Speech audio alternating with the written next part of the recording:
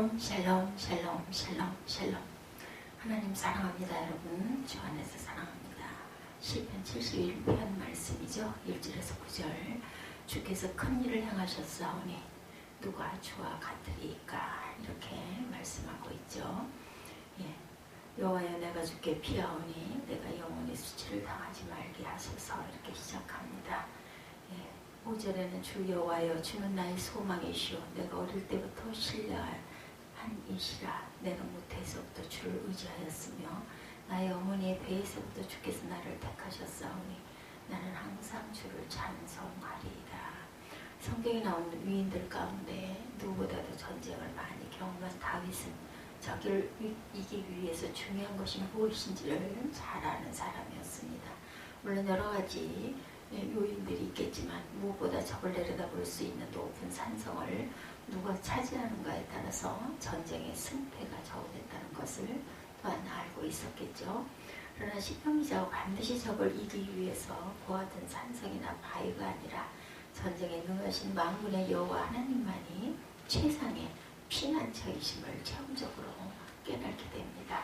백전노장 다윗도 전쟁터에서 위험을 만났을 때가 있었는데 사울 왕에게 피신을 다닐 때 여러 번 잡힐 고비가 있었지만 그때마다 하나님이 피난처가 되어 주시기를 기도합니다. 사무엘하 22장 3절에 내가 피할 나의 반석이 하나님이시오, 나의 방패시오, 나의 구원의 뿌리시오, 나의 높은 망대시오, 그에게 피할 나의 피난처시오, 나의 구원자시라. 나를 폭력으로 구원하셨도다. 최대의 위기였죠. 오늘 성경도 시편 기자 다윗이 전쟁터에서 하나님께 올린 기도문입니다. 주소가 칼빈의 말에 의하면 다윗이 아들 압살롬에게 배반을 당하여 쫓겨다닐 때 지금 쉬라고 말합니다. 만일 아버지를 배반하고 왕위를 빼앗으려고 한 압살롬은 아버지 다윗을 죽이려고 하였지만 아버지 다윗은 압살롬을 죽이기를 원하지 않았기 때문에 그 전쟁에서 결코 이길 수가 없었다고 그러죠. 그러므로 지는 전쟁을 할 수밖에 없는 다윗은 이렇게 늘 쫓겨다니다 보니 무엇보다 절실한 것은 자기와 부하들이 은신할 수 있는 동굴과 같은 피난처였습니다. 그 대표적인 동굴 중에 하나가 여러분들이 잘 아시는 아둘람굴이죠. 사무엘상 22장 1절에 그러므로 다윗이 그것을 떠나 아둘람굴로 도망하니 그의 형제와 아버지의 온 집이 듣고 그리로 내려가 그에게 이르렀다, 이렇게 나옵니다. 다윗을 지지하는 측근들이 그 소식을 듣고 아둘람굴에 모여든 사람들이 400명가량 된다고 하였습니다. 사무엘상 22장 2절에 환난당한 모든 자와 빚진 모든 자와 마음이 원통한 자가 다 그에게로 모였고 그는 그들의 우두머리가 되었는데 그와 함께한 자가 400명가량이었더라, 이렇게 증거되어 있습니다. 만약에 압살롬에게 그 사실이 발각된다면 다윗만이 아니라 그를 따르는 사람들이 다 함께 억울한 죽임을 당하게 됩니다. 그럼에도 불구하고 다윗의 손으로 사랑하는 아들을 죽일 수 없고 그렇다고 다윗이 아들에게 죽임을 당하는 것은 너무나 수치스러운 일이 아닐 수 없었죠. 이럴 때 다윗이 할 수 있었던 일은 오직 하나님에게 피하는 일밖에 없습니다. 그래서 시편 기자 다윗은 거듭거듭 하나님의 피난처가 되어 주시기를 기도합니다. 71편 1절에 오늘 본문이죠. 여호와여, 내가 주께 피하오니 내가 영원히 수치를 당하게 하지 마소서, 이렇게 고백하죠. 주는 내가 항상 피하여 숨을 바위가 되소서. 나의 하나님이여, 나를 악인의 손 곧 불의한 자와 흉악한 자의 잠중에서 피하게 하소서. 이와 같은 시편 기자의 절박한 기도는 흔히 말하는 것처럼 물에 빠진 사람이 어쩔 수 없이 어쩌다 하나님을 찾는 본능적인 절규가 아니었습니다. 시편 기자는 한두 번이 아니라 어려서부터 지금까지 평생 하나님을 믿고 소망하며 살아왔기 때문에 아무리 좋지 않은 상황일지라도 기도의 불을 끌 수가 없었죠. 5절에 주 여호와여, 주는 나의 소망이시니 내가 어릴 때부터 신뢰하는 이시라, 이렇게 증가합니다. 여기서 신뢰한이라는 말, 우리가 즐겨 사용하는 확신이라는 말이죠. 시편 기자는 어려서부터 하나님을 신뢰하고 믿음의 확신을 갖고 살아왔음을 뜻합니다. 믿음은 영적 전쟁입니다. 군인이 전쟁이 없을지라도 평상시에 철저한 훈련으로 무장한다면 언제 적을 만나든지 두려워하지 않고 맞서 싸울 수가 있는 건데 우리 신앙도 마찬가지죠. 예수를 믿지만 백전백패하는 나약한 신자가 있는가 하면 아무리 어려움을 만나도 승리하는 믿음의 사람이 있습니다. 우리의 자녀들이 믿음의 가정에서 아무런 어려움을 모르고 자랐지만 성인이 되어 언제 어디서 무슨 어려움을 만날지 모르죠. 그때 아무리 자식을 사랑하지만 부모는 너무 늙었거나 이미 세상을 떠났기 때문에 어려움을 당한 자식에게 아무런 도움이 될 수가 없는 때가 오죠.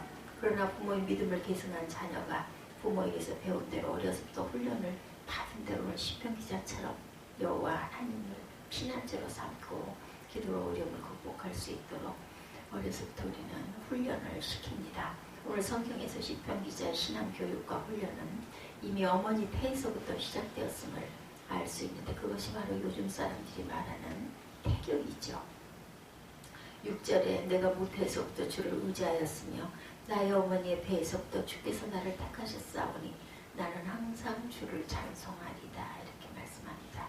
신앙의 교육과 훈련이 늦으면 늦을수록 뿌리 없는 나무처럼 작은 시험과 유혹에도 넘어지고 믿음이 늙도록 오래가지 못하기 때문에 중도에 포기하기가 쉽습니다. 우리는 첫 아담의 패배를 반복하는 사람들이 아니라 둘째 아담의 승리를 따르는 사람들이죠.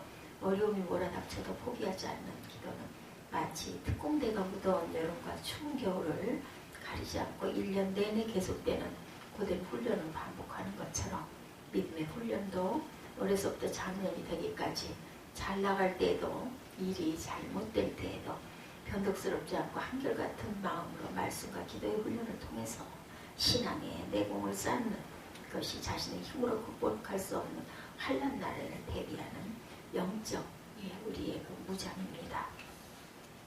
그래서 성경은 자녀에게 어려서부터 말씀을 가르치라고 명하고 항상 기뻐하고 범사에 감사하고 쉬지 말고 기도하는 것이 우리를 향한 하나님의 뜻이라고 말씀하죠.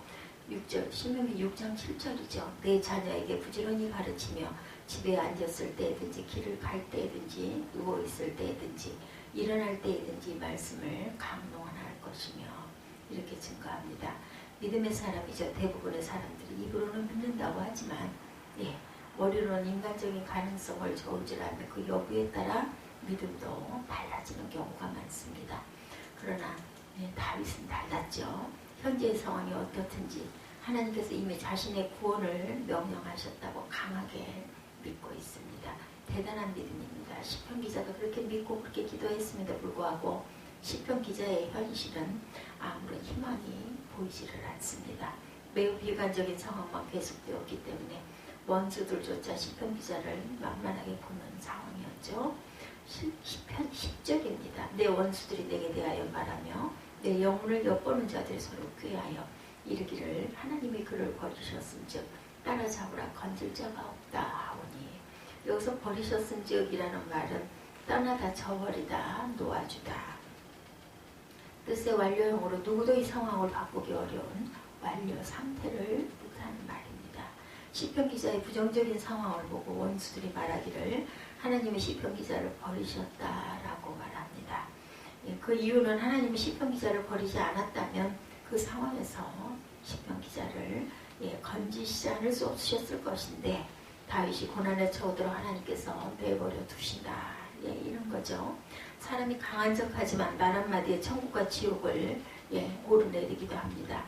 그래서 긍정적인 말 한마디, 칭찬 한마디에 용기와 희망을 얻기도 하고 부정적인 말 한마디, 악플 한 줄에 목을 매기도 하는 상한 갈대와 같은 존재입니다. 그렇다면 지금까지 하나님께 기도한 것은 현실로 이루어지지 않고 오히려 자기를 미워하는 원수들이 기가 살아서 양양한 모습을 보고 시편 기자가 얼마나 낙심이 되었을까요? 그렇죠? 내 기도를 듣지 않으시는구나 이렇게 우리가 생각할 수도 있죠. 만일 다윗이 그런 마음 상태였다면 시편 기자 기도 소리는 낙심과 절망에 찬 기도였을 것이고 또한 기도조차 포기하고 말았을 수도 있는데 다윗은 포기하지도 낙망하지도 않습니다. 그럴수록 더욱 하나님을 견고한 피난처로 삼고 기도하죠. 7절입니다. 나는 무리에게 이상한 징조같이 되었사오나 주는 나의 견고한 피난처시오니 아무리 어려움을 당해도 절망하지 않고 어떤 상황이든지 절망하지 않고 소망을 품는 기도를 할 수 있던 것은 그의 확고한 믿음에서 우러나온 말이죠. 큰 일을 행하시는 하나님의 고난을 당하기 전보다 더욱 창대하게 하시고 고난 중에 처한 자들을 위로해 주실 것이다 이렇게 믿습니다. 어떻게 생각하면 좀 지나치게 믿는 사람처럼 생각이 될 것인데 그 믿음은 세상에 그 무엇이 크다고 해도 그 무엇이 강하다고 해도 하나님보다 더 크시고 하나님보다 더 위대한 이가 없고 자신을 죽지 않게만 하시는 분이 아니라 자신이 죽음에 처하게 된다 할지라도 큰 일을 행하시는 하나님은 자기를 죽음의 자리에서 일으켜 세워주실 것을 믿었던 거죠. 20절이죠. 우리에게 여러 가지 심한 고난을 보이신 주께서 우리를 다시 살리시며 땅 깊은 곳에서 다시 이끌어 올리시는 일이다. 이는 부활의 하나님을 믿는 것으로 이 다윗은 참으로 놀라운 믿음의 소유자였었습니다. 물론 세상에 과요불급이라는 말이 있죠. 꿀이 아무리 좋아도 소금 없이는 살 수 없어도 지나치게 다 해가 된다는 말입니다. 그러나 믿음에는 지나치면 안 되겠죠. 믿음에는 지나친 법이 없죠. 아무리 잘 믿어도 아무리 열심을 내어도 지나친 믿음은 없습니다. 오직 하나님 앞에서 모든 것이 다 부족할 뿐이죠. 넘치는 기도와 넘치는 찬양. 대부분의 사람들은 믿음이 있노라고 하면서도 시편 기자와 같이 아무리 기도를 하고 찬송을 해도 문제가 해결되지 않고 더 어렵게만 되어질 때 흔히 낙심하고 좌절하고 원망하고 불평하기가 쉽습니다. 그러나 믿음의 사람 시편 기자는 현실이 그러면 그럴수록 더욱 소리 높여 하나님을 찬송합니다. 그리고 하나님이 이렇게 해주시면 내가 하나님을 믿고 하나님께 기도하고 하나님을 찬송하겠다고 조건을 붙이지 않습니다. 22절에 나의 하나님이여 내가 또 비파로 주를 찬양하며 주의 성실을 찬양하리이다. 이스라엘의 거룩하신 주여 내가 수금으로 주를 찬양하리이다. 그것도 악기만으로 연주하는 것이 아니라 입술을 열어 소리 높여 주님을 찬양하되 이미 하나님께서 악한 자들을 물리쳐 주심을 믿고 기뻐하고 즐거워하는 마음으로 잠시가 아니라 하루 종일 주를 찬양하겠노라 이렇게 다짐하죠. 23절에 보면 내가 주를 찬양할 때 나의 입술을 기뻐 외치며 주께서 속량하신 내 영혼이 즐거워하리다 이렇게 증거되어 있습니다. 하나님께서 악한 자들을 물리쳐 주심을 믿고 기뻐하고 즐거워한 마음으로 잠시가 아니라 하루 종일 주를 찬양하겠노라. 그리고 내가 주를 찬양할 때 나의 입술이 기뻐 외치며 주께서 속량하신 내 영혼이 즐거워하리다. 나의 혀도 종일토록 주의 의를 작은 소리로 읊조리오니 나를 모해하려는 자들이 수치와 무한을 당하니이다. 이렇게 고백합니다. 24절까지 피 끓는 청년이 아니라 갈수록 나약해지는 노년의 때였어요. 다윗이 이렇게 고백할 때는 하나님께서 도우심이 아니고는 내 힘으로는 어떤 것도 할 수가 없다라는 거죠. 아무리 젊을 때 용기 백배하고 패기만만하던 청년이라 할지라도 나이만 늙어지게 되면 마음의 용기가 사라지고 외로움이나 노여움이나 두려움을 쉽게 탈 수밖에 없습니다. 그럼에도 불구하고 다윗은 좌절하거나 포기하지 않고 하나님께서 속히 도와주시기를 엎드려 기도만 하지는 않았습니다. 절망적인 상황에서도 낙심하지 않고 하나님께 소망을 품고 더더욱 하나님을 소리 높여 찬양하죠. 71편 14절이죠. 나는 항상 소망을 품고 주를 더욱더욱 찬송하리이다. 우리가 하나님을 믿는 것은 지금 나의 삶이 너무 행복하기 때문만도 아니고 그리고 때로는 자신이 당하는 환난으로 인해서 많은 사람들로부터 조롱을 받아도 결코 낙심하거나 좌절하지 않고 하나님을 더욱 굳게 신뢰하면서 그 하나님의 도우심을 구하는 기도가 반드시 따라야 되죠. 우리가 오해하지 말아야 할 것은 하나님은 우리가 예배를 드릴 때만 우리의 기도를 들으시고 우리의 감사를 받으시는 분이 아니라 우리와 그와 같은 고난을 당하게 될지라도 바로 그때 하나님께 기도하기를 중단하지 않고 하나님을 믿는 것이 부끄러워하지 않고 소리 높여 하나님을 찬양할 때 더더욱 영광을 받으시는 하나님이심을 우리가 믿어야 합니다.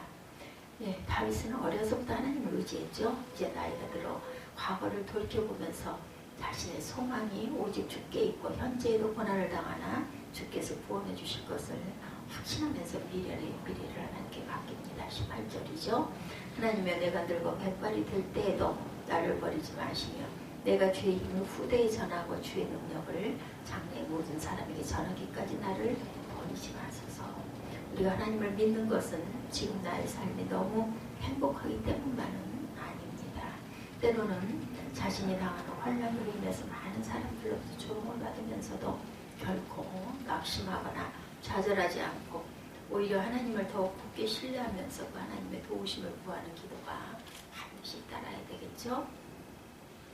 하나님은 우리가 예배를 드릴 때만 우리의 기도를 들으시고 우리의 감사를 받으시는 분이 아니라 우리가 고난을 당하게 될지라도 바로 그때 하나님께서 기도하기를 중단하지 않고 하나님을 믿는 것을 부끄러워하지 않고 소리 높이 하나님을 찬양할 때 더더욱 영광을 받으시는 하나님이심을 우리가 믿어야 합니다. 하나님은 우리가 어렸을 때만 우리를 업고 다니시는 것이 아니죠. 우리가 나이가 많이 들어도 하나님 눈에는 저희가 아기예요. 그래서 우리를 품고 업고 다니시겠다고 약속합니다. 이사야 46장 3절에 야곱의 집이여 이스라엘의 집에 있다면 모든 자여 내게 들을지어다. 배에서 태어남으로부터 내게 안겼고 태에서 남으로부터 내게 업힌 너희여. 이렇게 말씀합니다.